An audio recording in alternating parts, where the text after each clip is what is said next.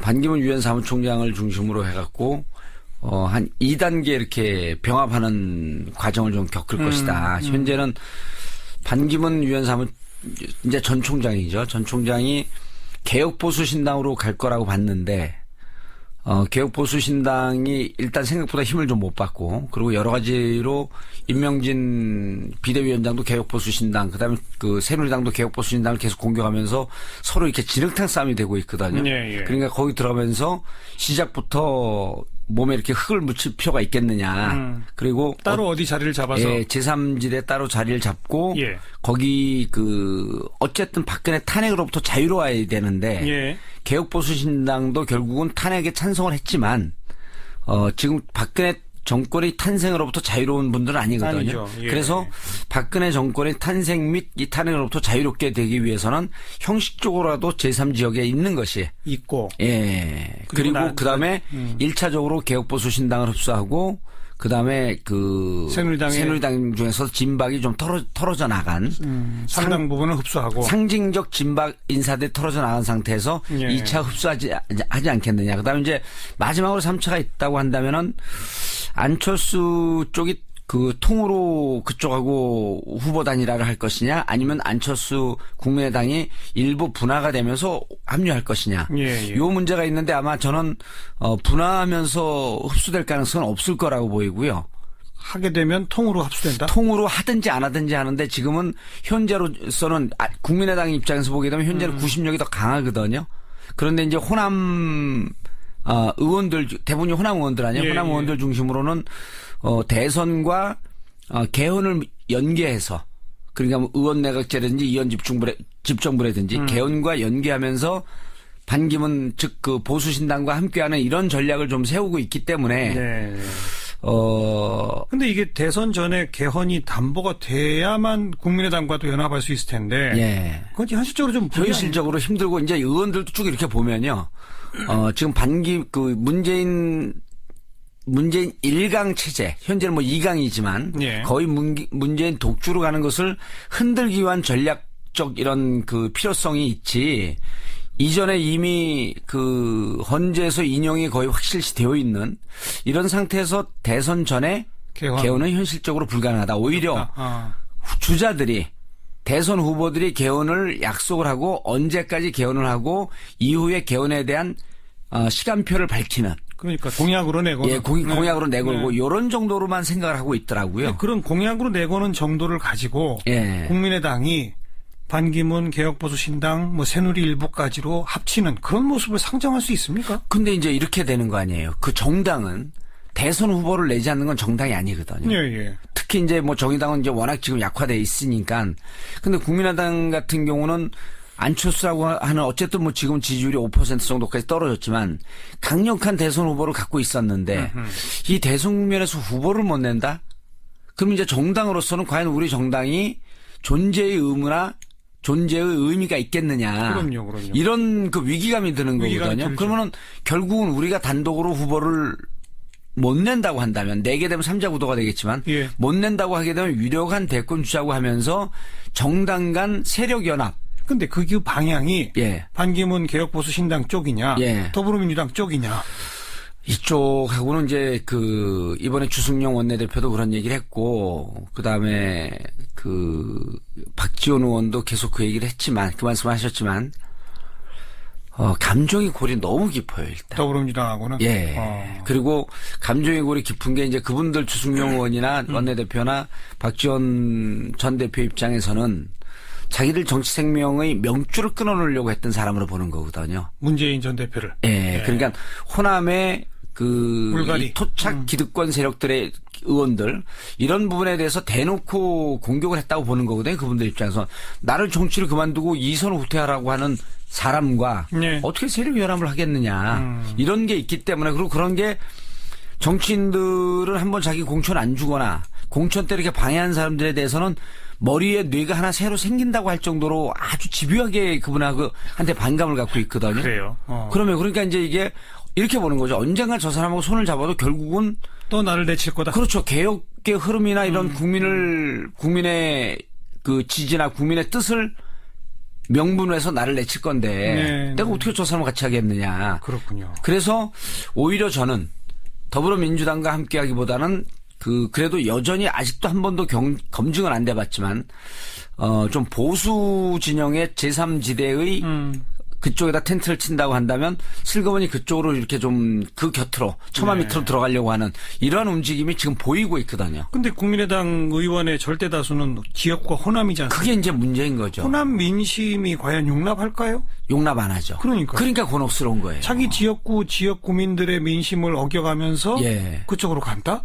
그럼 오히려 그것이 자기 무덤을 파는 행동. 머리와 발이 따로 가고 있는 거죠. 그런데 이런 게 있습니다. 뭐냐면 당장 내년에 그 국회의원 선거가 있으면 절대 그렇게 못합니다. 근데 몇 년 남았다? 국회의원 임기가 일단 3년 남아있고 예. 그 안에 바람은 어느 쪽으로 불지 모른다. 정계 개편이 또 있을 거다? 예. 그렇게 보기 때문에 죄송한 말씀인데 국회의원들을 뭐 전체적으로 폄하하는 건 아니지만 국회의원들은 결국은 대선이라고 하는 시간표에 자기 정치적 운명을 맡기지 않고 자기 선거. 총선이라고 하는 자기 선거에 정치적 시간표를 맞춰놓고 그 시계를 맞춰놓고 있기 때문에 예.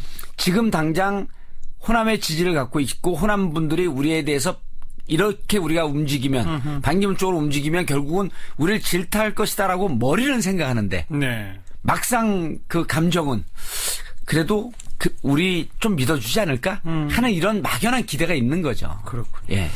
이런 것에 근거한 것인지 어제 오늘 사이에 나온 뉴스가 손학규 전 대표가 국민의당 쪽으로 합류를 하고 예.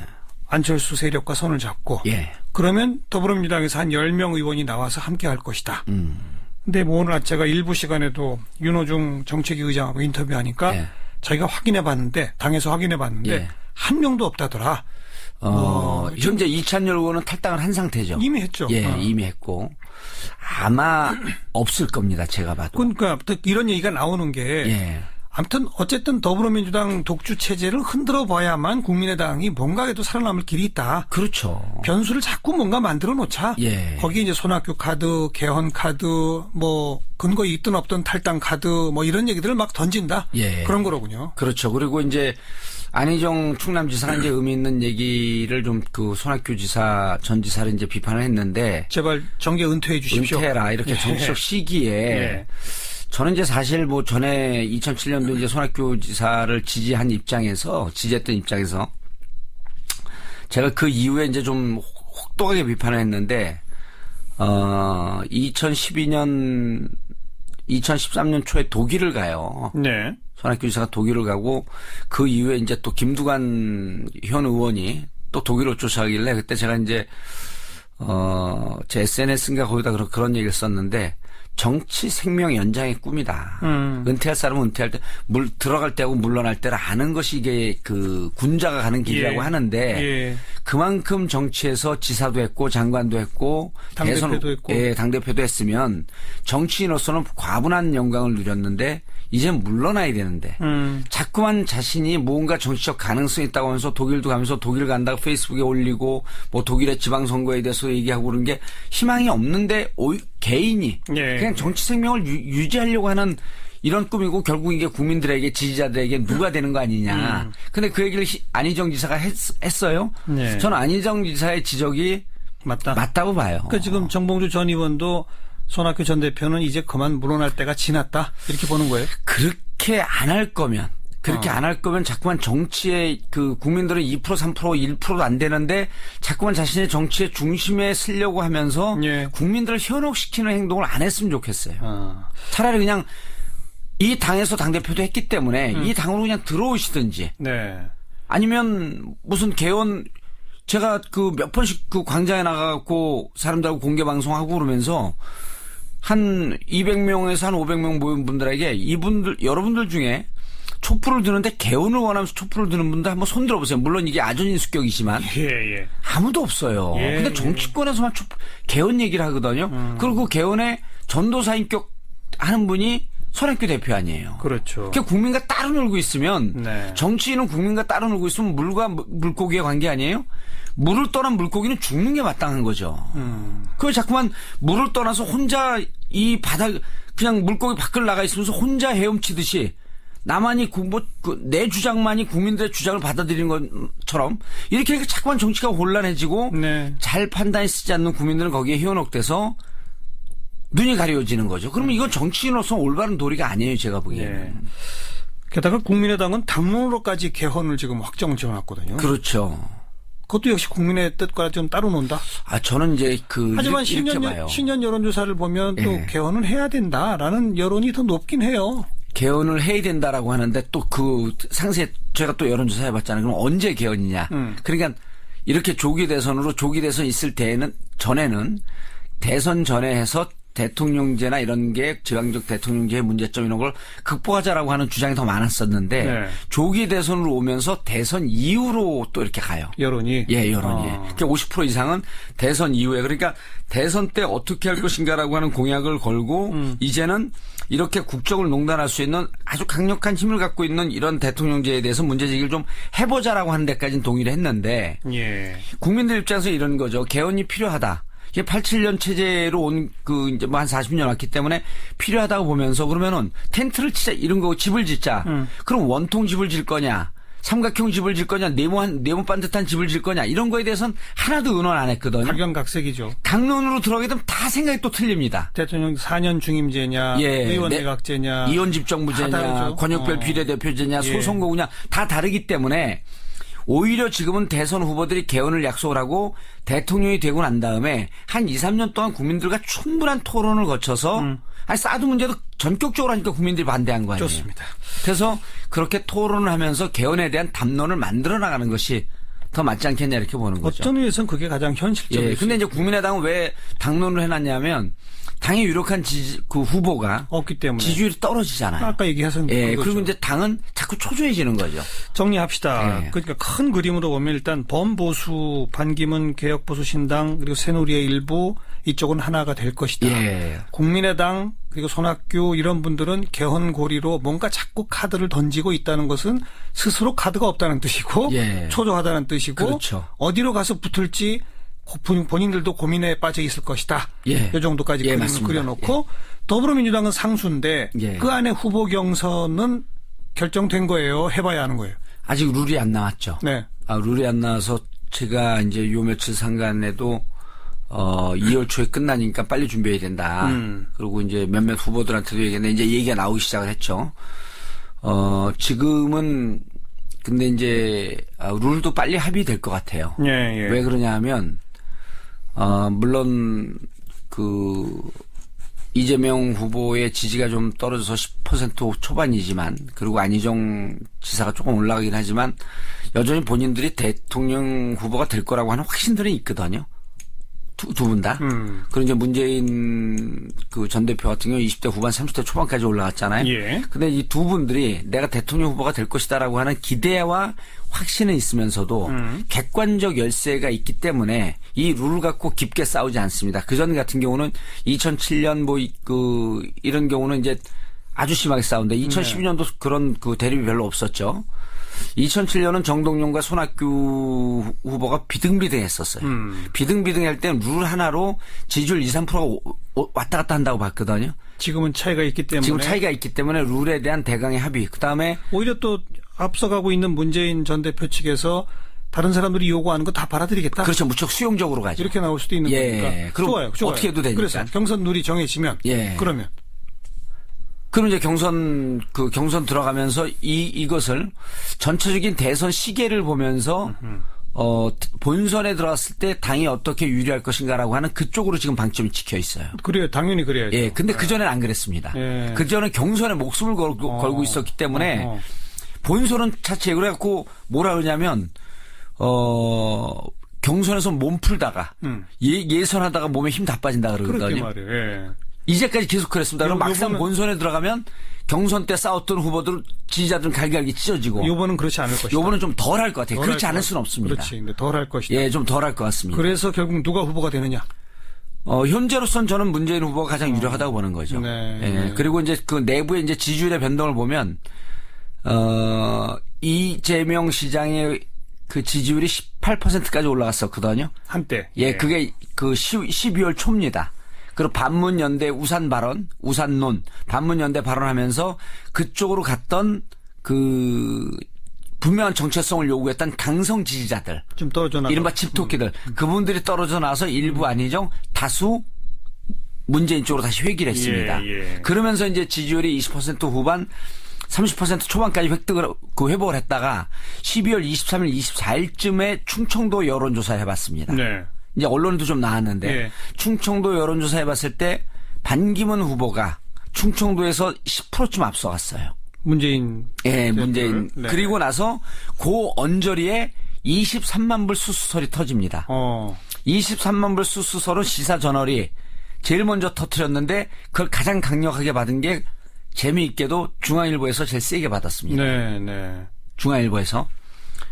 중앙일보는 제가 추정컨대 주미대사 하려고 했다 낙마했던 홍석현 사장이 계시잖아요. 예. 아마 묘한 무슨 그 정치적 경쟁심이 있지 않겠느냐라고 이렇게 전 봤는데 네. 그때 그 기사가 나오고 다시 28일, 29일쯤 조사하니까 충청도도 뒤집혔습니다. 지금 그 1월 1일자 언론에 다 보도된 거를 보면 예. 문재인 전 대표가 오히려 앞섰다. 충청에서 7%에서 10%까지 앞서는 여론조사도 그러니까요. 나옵니다. 예. 그런 걸 보면 반기문 총장이 지금 대선을 선언하고 복귀한다고 하면 지금 이제 개업 효과가 있어야 되거든요. 컨벤션 효과가 있어야 되는데 오히려 역으로 컨벤션 효과가 나타나면서 지지율이 떨어지면서 반기문 유엔 사무총장이 레이스를 걸까 하는 위기감까지 지금 오고 있거든요. 오히려 시작 안 할 수도 있다. 예, 근데 이제 시작 분명히 할 겁니다. 왜냐하면 좋습니다. 맨 첫 질문이 대선판 그리면서 몇 자 구도가 될까요? 그랬더니 양자 구도를 조심스럽게 점쳤어요. 예. 그렇다면 어쨌든 더불어민주당의 후보 현재로서는 문재인 전 대표 가장 유력. 예. 범보수 현재로서는 반기문 전 총장이 가장 유력. 그렇습니다. 그렇게 되고 예. 국민의당 안철수 손학규 등등의 이 이른바 중간 쪽에 있는 분들은 계속 고민이 깊겠지만 글쎄 대세에 큰 지장 안 준다 이런 거였죠. 그러니까 양자 구도라고 보겠죠. 그렇죠. 근데 이제 이 양자 구도에서 아직도 그 정당을 결정하고 하지 않거나 무당파층이 여전히 20%좀 존재하고 있습니다. 있죠. 예. 근데 그 단단하게 존재하고 있어요. 예.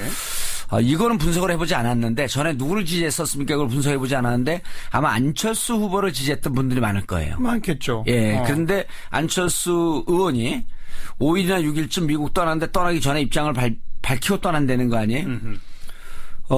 저는 나중에 입장 바뀌더라도 대선 출마하겠다라고 하는 뜻을 강력하게 비치지 않겠느냐. 밝히겠죠. 그러면 안철수 후보도 다시 10%까지 회복할 수 있지 않겠느냐. 네. 이렇게 그럼 3강 구도가 그럼 3자 구도, 2강 1중 구도로 가는 거죠. 네, 그러면 3자 구도로 가다가 예. 막판에 또 단일화가 생깁니까 어떻게 됩니까? 단일화가 생겨도 안철수 후보의 단일화는 반기문 쪽으로 갑니다. 반기문 쪽이다. 예. 문재인 쪽이 아니고. 안 갑니다. 그러면요. 만약 그렇게 해서 예. 문재인 대 반기문 플러스 안철수로 붙으면 예. 어떻게 됩니까?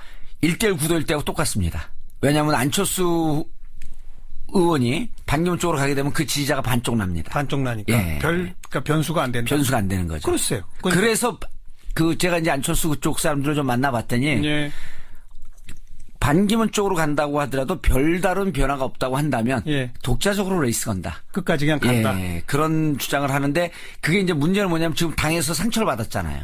김성식 그 원내대표 출마를 시켰다가 떨어졌기 때문에 예. 결국 뭐 호남 기득권 기득층이라 뭐 이런 얘기도 하는데 그것 때문에 끝까지 레이스를 걸지 않겠느냐 이런 추정도 해보는 거죠. 오늘 여기까지만 합시다. 예. 할 얘기 많은데. 여기까지,도 굉장히 많이 한 겁니다, 사실. 아, 그래요? 지금 예. 다들 뭐 오리무중 대선판, 뭐 예. 시기도, 구도도 불명확 이런 기사가 많은데 예. 정봉주 전 의원의 시각이지만 예. 어쨌든 딱 부러지게 전망을 했으니까 예. 이제 앞으로 한 주 한 주가 좀 잠깐 고될 수도 있어요. 예, 오늘 제가 전망한 대로 안 되면 CBS 출연한 이전과 이후로